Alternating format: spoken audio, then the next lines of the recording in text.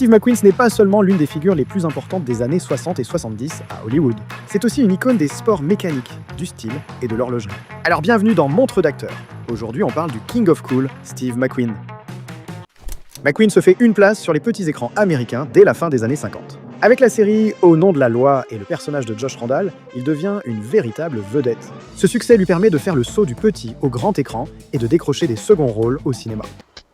So far, so good. Mais ce qui passionne McQueen, ce sont les sports mécaniques. Dès le début des années 60, il s'engage dans diverses compétitions comme le championnat britannique des voitures de tourisme.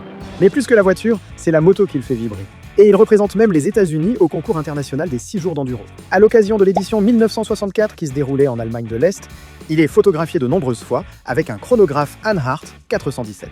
La marque Hanhart a fait sa réputation dans le monde des chronomètres, puis des chronographes d'aviation dans les années 30. Elle fournit notamment le calibre 41 aux pilotes de la Luftwaffe lors du deuxième conflit mondial.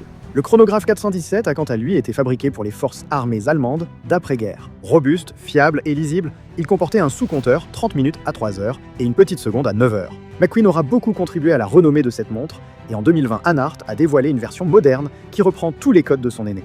À l'instar de Robert Redford, Warren Beatty ou de Paul Newman dont on a parlé dans un épisode précédent, McQueen s'impose comme une figure incontournable d'Hollywood dans les années 60. Cette popularité toujours grandissante et sa passion pour le sport automobile le poussent à vouloir participer aux 24 heures du Mans, aux côtés du pilote Jackie Stewart, et d'en faire un film.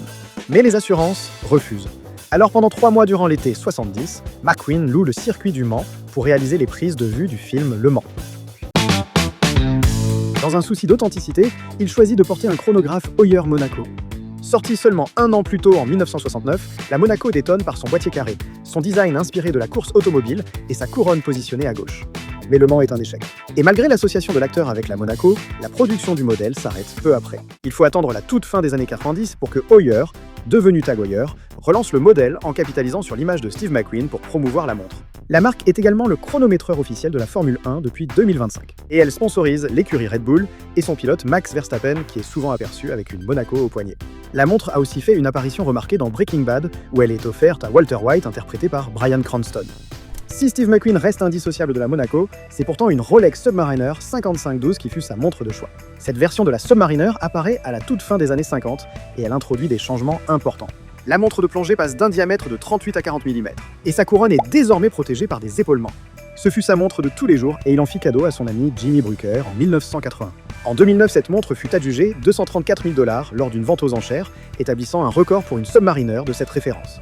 L'un des rôles marquants de Steve McQueen fut celui du richissime Thomas Crown dans l'affaire Thomas Crown. Il y campe un personnage plus raffiné qu'à ses habitudes et porte une Cartier-Tank cintrée en or.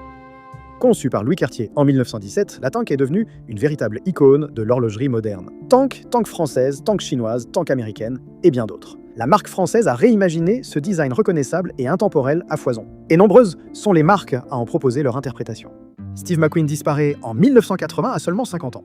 Il est emporté par un cancer du poumon, probablement causé par l'amiante des équipements de pilotes de l'époque. Son impact aura été immense et il résonne encore aujourd'hui. Plus de 45 ans après sa mort, il demeure une icône de style. Et son image reste indissociable des garde-temps qu'il a pu porter. Si ce format vous plaît et s'il y a un acteur que vous aimeriez voir dans une future vidéo, n'hésitez pas à me le faire savoir en commentaire. Et je vous dis à très bientôt pour de nouvelles explorations horlogères.